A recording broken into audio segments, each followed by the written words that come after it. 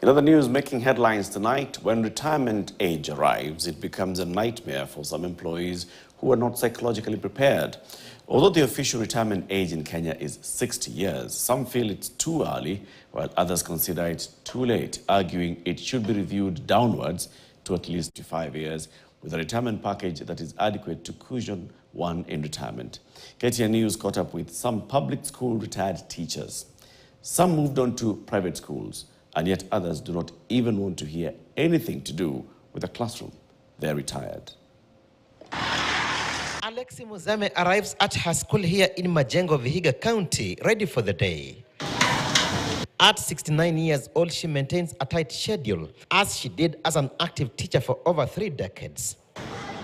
As we have a sit down for an interview, she says when she hit 50, her husband secured greener pastures in Qatar, and so she had to live with him. She will carry on with her craft before coming back to Kenya in 2013. I've been teaching secretarial for more than 30 years while I was in Kenya. And then I retired from doing that when we were leaving the country to go to Qatar. We stayed there for 15 years. While I was there, I thought I've retired, but when I got there, it was necessary for me to teach. One of the things I was to teach business English to the Qatari girls. In her retirement, she runs her school besides venturing in oyster mushroom farming.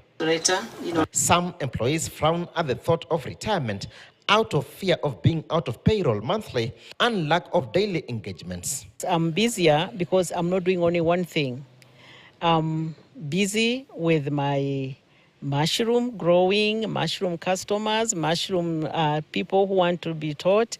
I'm busy with the church training teachers for Sunday school because as I'm not actively involved in the teaching of the children, but I'm training teachers who are going to look after these children. Of course, I don't have the energy now to jump up and down day in, day out. So I know if we get more teachers who can do the job correctly, yes, we will continue with the work. In Shihambi area in the outskirts of Kakamega town, we met 67-year-old Albert Kisya. He hung the boots in 2017 and now concentrates on his private businesses and farming. I was to retire at 55 years. But the government had to add us 5 more years. I was ready to go at 55, but the TSA refused and added me 5 more years. So I went up to 60 years. 60 years is not a short period.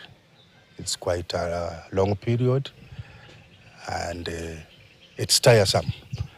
If you are not ready to go up to 60, it's quite tedious. The mandatory retirement age in Kenya is 60 years. Some civil servants, however, feel one will be too old at this point, while some feel this is too early, as one might have been employed late in the day, like 40 years.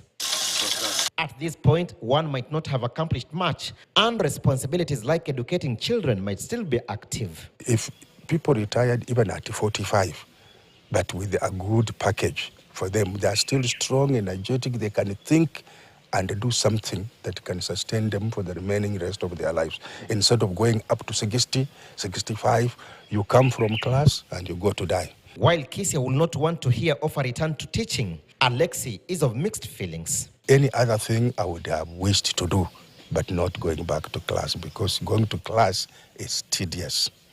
It's very, very tedious. Although people who are not teachers may not look at it as a very tedious thing, but it really brainwashes you so much. It drains your brain, your thinking, because mostly it is thinking.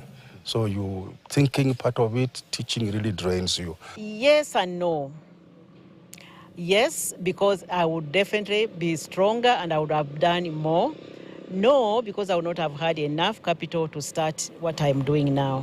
Some employees, according to financial experts, might have failed to plan for retirement, and so the retirement package might also be inadequate. Some go straight to loneliness, as their already working children are maybe in faraway towns. All this trigger the fears that come with the reality of retirement.